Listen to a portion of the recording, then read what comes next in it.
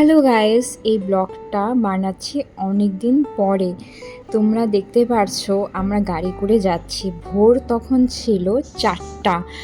আর দেখতেই পারছো রাস্তাঘাট অন্ধকার। সেই দিনটাতে আমি ভীষণ হ্যাপি ছিলাম, বিকজ আমরা 1 বছর পর আমরা বাড়িতে যাচ্ছি। সিরিয়াসলি এত বিয়ে হওয়ার পরে এই প্রথম বাড়িতে যাচ্ছি, একটা আলাদাই একটা খুশি ছিল। আর কলকাতা থেকে আমরা ফ্লাইটেই যাচ্ছি। সেই সময়টা ফ্লাইটের সময় ছিল 7টার দিকে, তো অ্যাকচুয়ালি ফ্লাইটে 2 ঘন্টা আগে আসতে হয়। আর এই যে আমরা প্লেনের ভিতর ঢোকার জন্য আমরা যাচ্ছি, সেই জায়গাটাও তোমাদেরকে দেখিয়ে দিচ্ছি। আমি খুব এক্সাইটমেন্ট ছিলাম।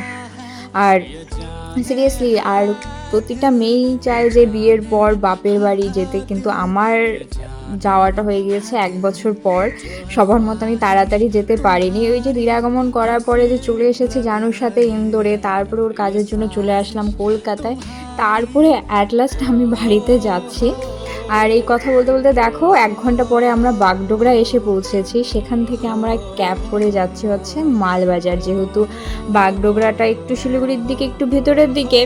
তো সেখান থেকে আমাদের শিলিগুড়ি যেতে হবে, শিলিগুড়ি থেকে আমাদের এখন মালবাজারে বাসে করে যেতে হবে। তার আগে দেখো এখানে দেখো একটা বানর, এটা সেবক রোডের এখানে। সেবক রোডের এখানে তোমরা অনেক বানর দেখতে পারবে, অনেক বানর। দেন শ্বশুর বাড়িতে গিয়ে সেরকম একটা ভিডিও করা হয়নি, সেদিন ছিল শাশুড়িমার বার্থডে। তো বার্থডে সেলিব্রেশন করা হয়েছে, খুব এনজয় করা হয়েছে। তো সেই মুহূর্তে আমরা অতটা ভালো ভিডিও করিনি, মানে সময় পাইনি। দেখেন আমরা সকালবেলায় চলে গেলাম আমার বাপের বাড়ি যাওয়ার উদ্দেশ্যে, আমার অ্যাকচুয়ালি নিজের বাড়ি যাওয়ার উদ্দেশ্যে। দেখো এখানে চা বাগান, যেতেই চা বাগান পরে এদিকে বাড়িতে এসে পৌঁছে আমি ভীষণ খুশি। আর আমাদের গাছের পেঁপে, অনেকগুলো গাছ রয়েছে, প্রতিটা গাছেই পেঁপে ধরেছে। আমার বাবা কামরাঙ্গা করে দিচ্ছে আমাদের গাছে। কামরাঙ্গা এত মিষ্টি। আর অনেকদিন পর মায়ের এখানে এসেছি, মায়ের হাতের রান্নার দেশি মুরগি, ওয়াও জাস্ট অনেক। মা তো পিঠা পায়েস অনেক কিছু করেছিল, অনেক কিছু। যেটা আমি 1 বছর পরে হাতে অ্যালবাম, আমি বিয়ের অ্যালবামটা দেখতে পাচ্ছি, দেখো কি সুন্দর না। তো তোমরা তো জানি আমার বিয়ের যারা ফটোগ্রাফার ছিল সেটা SM ফটোগ্রাফি। তোমরা সার্চ করে দেখতে পারো, খুব ফটো তারা খুব সুন্দর সুন্দর তোলে। এমনকি তারা বিয়ের যে অ্যালবামের যে পেপারটাও যে দিয়েছে খুবই সুন্দর। পুরো বলতে গেলে পুরো স্যাটিসফাই, আমি অ্যালবামের পেপারটা দেখে ভীষণ হ্যাপি হয়েছি। আর ফটোও তুলে খুব সুন্দরভাবে। তো তোমাদেরকে আমি একটু ফটোগুলো জাস্ট দেখাচ্ছি, ফোনে তো তোমরা অতটা ভালো করে দেখতে পারবে না। আর একটা কথা, মায়ের বাড়িতে এসেছি অমৃত, মানে আমার যে হাজব্যান্ড, জামাই আদর, সিরিয়াসলি এত খাওয়া দাওয়া খুব। আর আমি তো বাড়িতে থাকতেই পারিনি, যেহেতু আমার ব্যাংকের অনেক কাজ ছিলাম মাত্র 3 দিনের মতো। 3 দিন বলতে গেলে তো যাই হোক 2 দিন, যেটা বলতে গেলে ব্যাংকের কাজে আমরা সকালবেলায় যেতাম 10টায়, আসতাম 2টার দিকে। তো যাই হোক দেখো সত্যি ফটোগুলো খুব, মানে আমি বসে বসে দেখছিলাম, এত ভালো লাগছিল। আর আমাদের সেই সময় আমাদের অ্যানিভার্সারির দিনটাও চলে এসেছিলো। আমরা যেদিন আমরা বাপের বাড়িতে গেছিলাম 25 তারিখ, তো বাপের বাড়ি তো বেশি দিন আমরা থাকিনি। তো যেদিনকে আমরা গিয়েছি সেদিন ছিল দিদির মেয়ের বার্থডে, বড় মেয়ের বার্থডে রাহি। তো দিদির বাড়িতে যাচ্ছি, হালকা দিন হাঁটায়, ঠান্ডাও পড়েছিল, কলকাতার মধ্যে এত গরম ছিল না। আর এদিকে দেখো আমার ভাগ্নিটা কি সুন্দর দাঁড়িয়ে গিয়ে পোজ দিচ্ছে, ও সেই ব্যাপার। আর এদিকে ওরা তো আমার জানুকে, মানে আমার ভাগ্নেগুলো ওর, মানে আমার ইসেকে হাজব্যান্ডকে মনা বলে রাখে। তো আমার ভাগ্নি যে ড্যান্সের যে গিফটগুলো সেটা তোমাদেরকে দেখালাম, খুব সুন্দর ড্যান্স করে। এদিকে কিছু মুমেন্ট তাদের সাথে টাইম স্পেন্ড করছি। আর এদিকে তো আমার জানো তো অবভিয়াসলি হিরোর মতনই লাগে, আমি প্রতিবারই যখন দেখি তখনই ফিদা হয়ে যাই। তো যাই হোক, এটা দিদির বাড়ির ফ্যামিলি। তো তোমরা দেখো এখানে কেক কাটিং হলো, কেক খাওয়া দাওয়া হচ্ছে। এদিকে আমার 2 সখী, যেটা রিম আর মুন্নি। আর এদিকে আমার মানে ভাগ্নিটাও কেক লাগাচ্ছিল। আর এদিকে সকালবেলায় উঠে লুচি, মাংস, পায়েস, ক্ষীর, এদিকে পিঠা, উফ। আর এদিকে আমার বাবা মাছ নিয়ে এসেছে, মানে এলাহি ব্যাপার। যে সেদিন আমরা যাচ্ছিলাম বাংলাদেশের বর্ডার দেখতে। বাংলাদেশের বর্ডারটা একটু গ্রামের দিকে, তো আমরা অটো করে যাচ্ছিলাম। আর আমার যাজন বলছিল বাংলাদেশের বর্ডার কীরকম, সেটাও ওকে দেখানোর জন্য। এক টাইমে বাংলাদেশের বর্ডারের সামনে ফটো তোলা অ্যালাউ ছিল, বাট এখন কোনো অ্যালাউ নেই, খুব কড়া করে ফেলেছে। কেউ ফোন নিয়ে যেতে পারবে না, হ্যাঁ এরকম একটা ব্যাপার হয়ে গিয়েছে। আমি অনেক আগে গিয়েছিলাম বিয়ের আগে, দেন আমাদের সাথে আমার বাবাকেও নিয়ে গিয়েছি। তো বাবার সাথে এসেছি, বাবার সাথে না ঘুরলে হয় বলো। তো আমার তো খুব ভালো লাগছিলো। এই যে দেখো এই সাইডটা বাসতলার এদিক দিয়ে রাস্তা, আর ওদিকে দেখো বর্ডার লোহার ব্রিজ দেখা যাচ্ছে, কিন্তু ওখানে ফটো তুলতে দেয়নি, ভিডিও করতে দেয়নি। তো আমরা বর্ডারে দেখে বাড়ি ফিরে আসছিলাম। ওদের সাইডে যেরকম চা বাগান একটু পাহাড় দেখা যায়, আমাদের এখানে একটু হচ্ছে গাছগাছালি দেখা যায়। দেন হচ্ছে পরের দিন ছিল হচ্ছে আমাদের অ্যানিভার্সারি।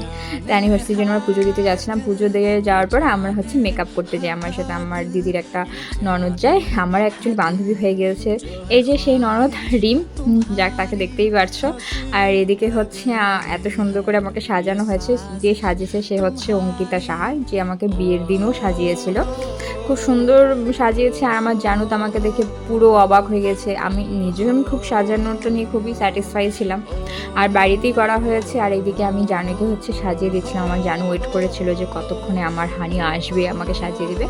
তো আমি আমার জানুকে সাজিয়ে দিয়েছিলাম। এমনিতে আমার জানু সুন্দর ফর্সা, তাকে কোনো কিছু সাজাতে হয় নাকি, তবু আমার জানু খুব সাজতে ভালোবাসে। আর হচ্ছে তোমাদেরকে এই কেকটা দেখাচ্ছি। আর কেকটা হচ্ছে বানানো কেক। আর এদিকে হচ্ছে সমস্ত রিলেটিভ, আমার ফ্রেন্ড সবাই চলে এসেছে এখানে। এখন কেক কাটিং হবে। তো তোমরা এই কেকটা আগে দেখো। এই তো দেখতে পাচ্ছ খুব সুন্দর। এটা হচ্ছে দিনহাটার আমাদের সাহেবগঞ্জ রোডে পম্পি সাহা বানিয়েছে। আর কেকটা আমি ডিজাইনটা দিয়েছি আর সে কেকটা বানিয়ে দিয়েছে। কেকটা অসাধারণ, খুব সুন্দর ছিল। আর থ্যাংক ইউ তাকে এত সুন্দর কেকটা বানিয়ে দেওয়ার জন্য। সিরিয়াসলি ভীষণ টেস্ট ছিল কেকটা। তো বিয়ের প্রথম অ্যানিভার্সারি, সত্যি খুব ভালো লাগছে। সবার সাথে একদম সেলিব্রেশন হচ্ছে। আর এদিকে আমার জানো আমার সাথে ছোট্ট করে হালকা করে একটা ড্যান্স করেছে। আমি একটু খুব ইমোশনও হয়ে গিয়েছিলাম, আমার সাথে ড্যান্স করছিল। আর সবাই এদিকে খাওয়া দাওয়া করছিল। আমি জানুর সাথে একটু ড্যান্স করছিলাম। এদিকে হচ্ছে আমার ভাগ্নেরা ওই সাইডেও ড্যান্স করছিল।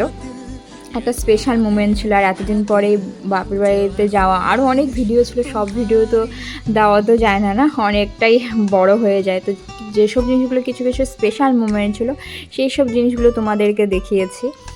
আর সত্যি আমার খুব ভালো লেগেছে, আমি ভাষায় প্রকাশ করতে পারবো না। প্রতিটা আমার স্বপ্ন থাকে বিয়ের পর নিজের বাড়িতে যাবে। আর আমার এটা, আমি এই ঘরটা তোমরা যেটা দেখতে পাচ্ছ এটা আমার নিজের ঘর। আমি এখানেই আগে থাকতাম, এখনও গেলে আমি এখনও এই রুমেই থাকি। তো ওকে বলছিলাম এইভাবে ড্যান্স করো। আর ও খুব ভীষণ লজ্জা পাচ্ছিল, কারণ আমাদেরকে অনেক দেখতে ছিল। তো খুব লজ্জা পাচ্ছিল, বলছিল না থাক এখানেই থাক। আর এদিকে তারপরের দিন তো না, এটা সেদিনকারই ছিল। এটা কিছুদিন আগেরই এটা ছিল। আমরা ব্যাংকে গিয়েছিলাম। তো ব্যাংকের হচ্ছে ওখান থেকে আসার পরে সেই ব্লগটা বানানো হয়েছে। ব্যাংকের কাজ তখন আমাদের শেষ হয়নি, এত কাজ করছিলাম। যাই হোক, আর অ্যানিভার্সারি এসব হচ্ছে আগে রেগুলার ব্লগগুলো আমি এটা ভুলবশত এটা পিছনে দিয়ে দিয়েছি। যাই হোক, কোনো ব্যাপার না। দেন হচ্ছে এখানে ফুচকা পার্টি ছিল, দিদি এসেছে, দিদি বলছে ফুচকা। তো যাই হোক, এখানে ও ফটো তোলার নাম করে ভিডিও করছিল। আর খুব এনজয় হয়েছিল। আর আমার দিদি দেখো পুরো তো একদম সুন্দর, পুরো কিউট দেখতে আমার দিদি। মানে বোঝাই যায় না যে সে হচ্ছে দুটা বাচ্চার মা, বোঝা যায় না। আর দিদির সাথেও সময় কাটে, খুব এনজয় হয়েছে। আর এদিকে আমি ফুচকা খাচ্ছিলাম, অনেকদিন পরে ফুচকা খাচ্ছি।